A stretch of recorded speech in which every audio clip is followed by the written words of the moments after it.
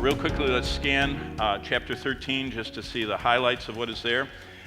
Basically, in verse 2, it says that the dragon gave him power and great authority. So this man gets from Satan, this Antichrist, false authority. Then it says he was mortally wounded in verse 3, and the world marveled at him coming back to life. He has a false resurrection. This is really an Antichrist. Jesus said, all my authority comes from the Father. Satan said to this Antichrist, I give you all my authority. Jesus Christ rose from the dead. And so Satan makes this man look mortally wounded, an assassination attempt. Everyone sees him die. I mean, he's probably shot in the head or something like, Kennedy or Reagan, they tried, and others.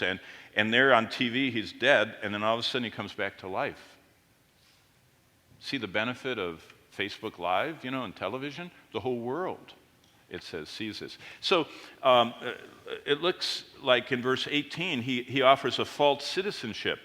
It says, and all who dwell on the earth who worship him, whose names have not been written in the Lamb's Book of Life, slain from the foundation of the world, they take his mark.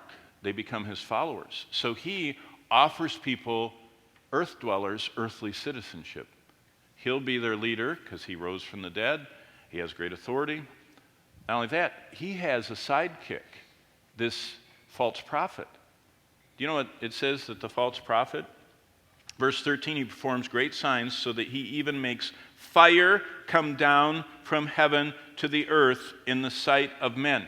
Can you imagine? I mean, there'll be crowded cell phones, and the Antichrist will say, oh, follow me, I am the great divine one. Watch this. May fire come down and burn that up. And it does. And it's not the Death Star. It's probably lightning. Can you imagine being able to call down lightning? You say, are you kidding? That's what he does in Job. Satan sends lightning, and it strikes the flocks and burns up the shepherds and the sheep of Job's huge ranch that he had. Satan does the same thing. So Revelation 13 is interesting. Basically, what are we seeing in Revelation 13? We're seeing what Daniel said in Daniel 7:8.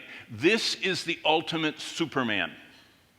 This person has the most powerful being ever created in the universe indwelling them, and they can do supernatural things.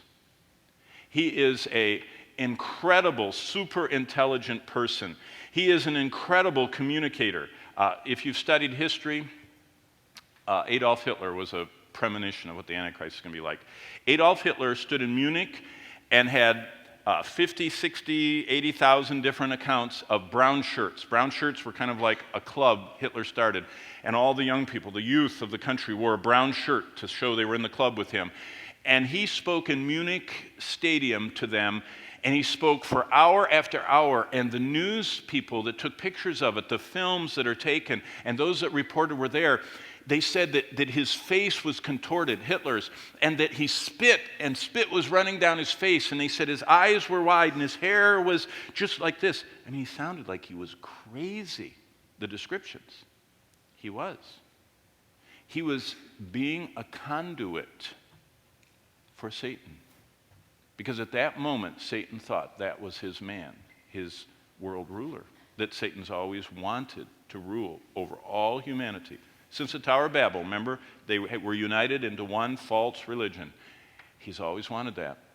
Hitler mesmerized people. He was a super communicator. Despite the spitting and the messy hair, it said that those students stood and it started raining, and they never moved.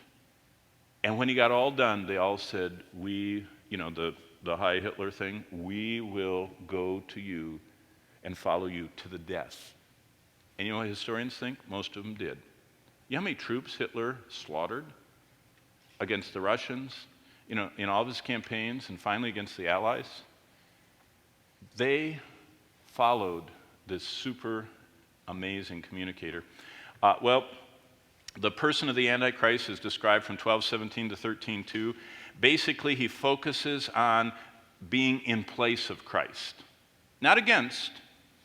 It's almost like marginalizing someone. you don't really attack them. You just kind of push them to the side and everyone forgets about them. That's what Satan does through this man. And people forget about Christ.